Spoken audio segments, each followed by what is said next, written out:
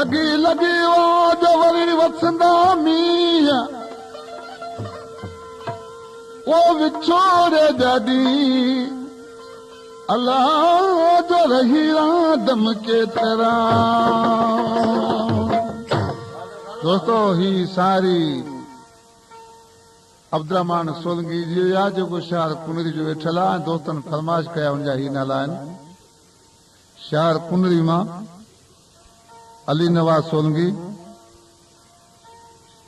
रसूल बैग सोलंकी, दरगाह हसन बागवानी खां ॻोठ नज़र हुसैन खां नज़र हुसैन रिंद ऐं उन्ही जो दोस्त अमीर सुल्तान चांडो उन जी ख़ासि फरमाइश आहे। ऐं शहर कुनरी मां पुनू सांद ऐं जेको मिर्च मंडी जो जमादार आहे अलाह ॾिनो कपरी केबीन वारो ऐं राजतला कपरी। ॾिसी मोहम्मद भाई खे बैंजरा छा पियो पंहिंजे माउ खे ॿुधायां। नरम लबड़ा तोई जानी चुमण दिल घुरे थी, नरम लबड़ा तोई जानी चुमण दिल घुरे थी।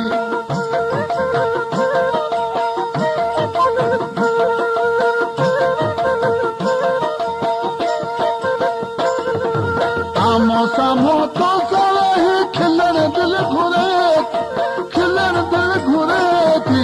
नरम लबड़ा तोई जानी चुमण दिल घुरे, नरम लबड़ा तोई दसणा चुमण दिल घुरे थी।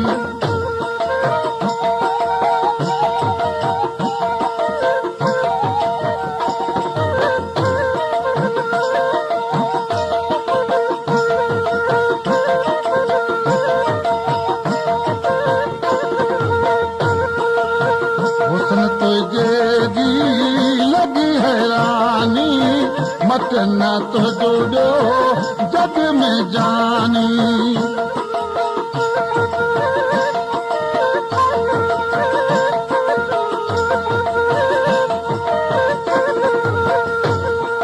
मोहब्बत में तो मिठा मिलन दिल घुरे थी, मिलन दिल घुरे थी। नरम लबड़ा तोई दसणा चुमण दिल घुरे, नरम लबड़ा तोई दसणा चुमण दिल घुरे थी।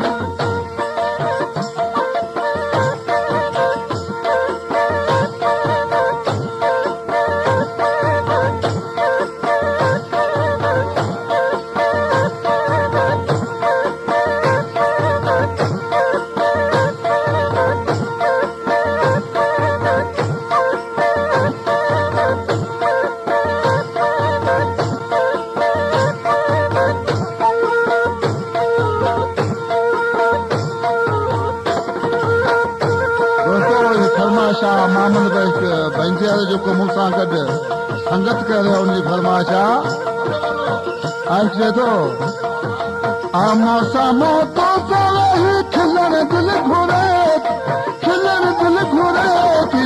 नरम लबड़ा तोई दसणा चुमण दिल घुरे, नरम लबड़ा तोई दसणा चुमण दिल घुरे थी।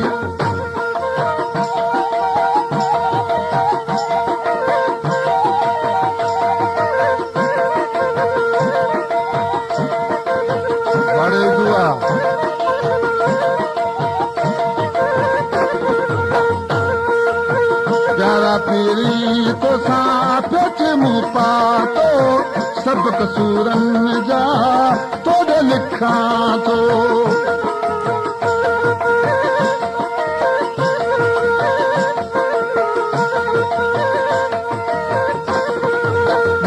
बुझू गयो तो करण दिल घुरे थी, करण दिल घुरे थी। नरम लबड़ा तोई दसणा चुमण दिल घुरे, नरम लबड़ा तोई दसणा चुमण दिल घुरे थी।